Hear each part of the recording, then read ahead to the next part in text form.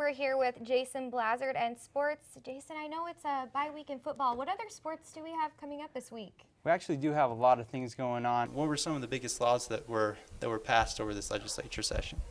Well, the biggest issues that were dealt with this year, especially, were the budget. Many police departments still lack the requirement to save the life of Officer Thomas. We'll bring that cloud coverage down a little more, so we'll get some more clouds. You can kind of see this. Many government agencies have already restructured to a 4-day work week and will further offset costs by utilizing the new software program that will come online next week. Welcome to SUTV Sports. I'm Jason Blazard, and on to the next play. North Dakota, it looks like they're going to get into the end zone, but what? Jenga time! That's right. Number 29 goes from end zone to end zone. 10 to the 5. Touchdown to pretty much put the T-Birds way ahead of the game, 24-7 at the half. The shooting occurred at Chick-fil-A's mobile home court at 399 East Center Street. The Deseret News talked to Officer Womack, who said that the suspect entered the mother's bedroom, shot her in the head with a handgun, and fled the scene. She was later apprehended the same evening at Cedar Ridge Golf Course while sleeping in a fairway. To better understand the status of the 2-year case, we talked to the Iron County attorney, Scott Garrett. We'd like to have seen it go a little quicker, but sometimes that's out of our control. It's frustrating when you have to wait. But, yeah, I mean, I think the state's ready to proceed. As soon as, if and when she's found competent, we'll be ready to put forth the evidence. There are many factors that can prolong cases over years. Changing attorneys, evidence study, a big profile case, and the congestion of the busy courts can change a 30-day trial on paper into a multi-year marathon. So while Lakota is at the state hospital, her more recent charges of assault and jail damage will also have to wait. But as time goes on, confidence in justice remains strong. You never know what a jury's going to find compelling versus what is not compelling, and I've found it's a good system. I think juries typically get it right. They make the right decision, and justice is served, so I think it works. The motive for the shooting is still under investigation, but preliminary reports from the police say it could have been an argument over a missing gun and that alcohol could have contributed. And even though the victim, Leslie Talbert, has since made a full recovery, she may face the rest of her life with her daughter in prison. For SUTV News, I'm Jason Blazard. The Marketing and Public Relations Department headed up the production of a new enrollment campaign that utilizes the unique environment around Cedar City. 15 faculty and staff went with 23 students to the Ashdown Canyons to show what SUU has to offer outside of the classroom. We have a natural resource nobody else can match. Doesn't matter how much money they have, they can't buy what we have to offer our students and our faculty, and it's right here in our backyard. I want to make sure everybody knows that. Students and professors contributed to the campaign by representing the fields of geology, visual arts, biology, and outdoor recreation. Throughout the production, many students had new experiences from hiking the trail for the first time. Well, I'm not from around here, and I've been here for a couple years now, and I've never been out into the mountains and been out looking around and seeing all this stuff, so it's been really interesting to come out and finally see what Cedar City really has to offer. SUU was able to utilize faculty and students from the departments of art and design and broadcasting to capture the images put together by the marketing department. The campaign hopes to leave an adventurous impression on potential students. Well, I hope some of them that don't know it exists will now go, wow, that's right here by campus. And hopefully a lot of students who aren't here yet will go, I had no idea that was around Cedar City. We need to go to college there. The interest and excitement that inspired the new ads is hoped to be passed on to future alumni by seeing why we belong at SUU. For SUTV, I'm Jason Blazard. Welcome back to SUTV. We have our own Jason Blazard out in the field right now on the SUU soccer field, checking out the warm weather. So let's go see how Jason is doing.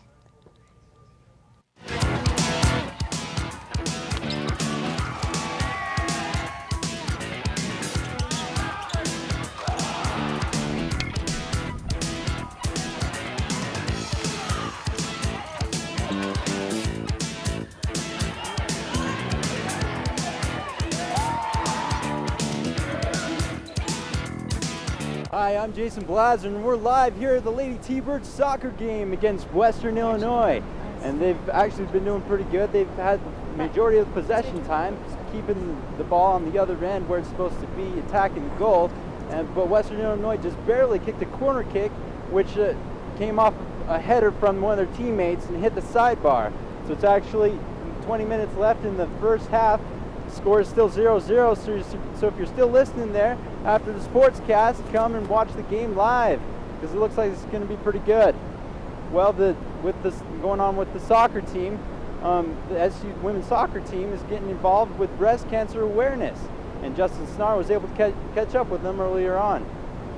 We're here on location at the ballroom in the Charwin Smith Center, and so we're celebrating CRC's 158th birthday. And yes, there was a cake, and the candle was blown out.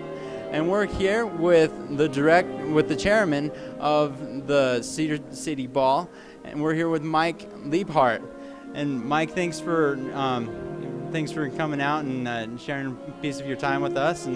And we just want to ask, what do you hope people will take away from celebrating CRC's birthday today? Well, you know, Cedar's such a great place to live, and we're just celebrating that greatness. Cedar, there's so many things that are great about this town. I've lived around several places around the United States, and boy, I've always wanted to come back to Cedar. This is just a wonderful town. We have a unique heritage. We have a heritage that people volunteer and help each other and care about each other, and that's kind of what I think tonight should celebrate. You know, that kind of heritage, and hopefully it does. Hopefully people feel that in the ball. And how do you feel about CRC and its history and on this special day? Well, you know, Cedar, when you think of those pioneers that came down here in winter, basically, they arrived here on November 11th, 1851, and you know, most November 11ths aren't very warm, and even if it was warm, it probably wasn't for very long. And they put up with it and froze and, you know, did what they needed to do to make a settlement. And it's important to remember the sacrifices that they put themselves through for us. That's really what it's all about. That's awesome. That's a great insight, and thanks again for sharing a piece of your time here. And it's been a great ball here in the Charwin Smith Center, and it's good. Cobbler is good, and hopefully same time next year. November 13th next year. Same All right. place. Circle your calendars, people. 1 year and counting, and that's CRC's 158th birthday, and that's it for us right now. For SUTV, I'm Jason Blazard. Back to you in the studio. Hi, I'm Jason Blazard, and welcome to the SUTV News Break for Friday, November 6th, 2009. Today on the webcast, our town, our town's birthday, and an action-packed weekend in sports. This and more straight ahead.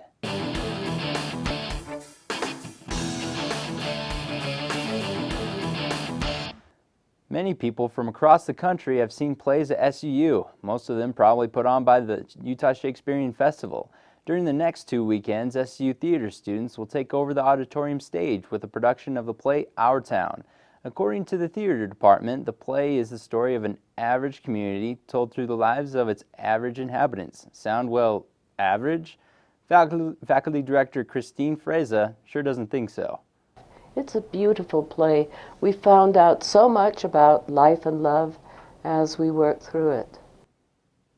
The SU Student-Centered Ballroom will be the center of activity on Saturday during Cedar City's 158th birthday bash.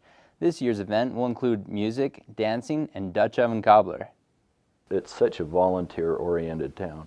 Lots of people do things to make it a better place, and I think when we get together to celebrate that, it just makes us want to do more. Organizers say that anyone old enough to walk in is welcome to attend. We have a busy weekend ahead of us for SU athletics. Tonight, the men's basketball team will play its second and final exhibition game before basketball season begins early next week. The football team is on the road for a Saturday game against the University of South Dakota, and if the T-Birds find success, it will be their third straight win.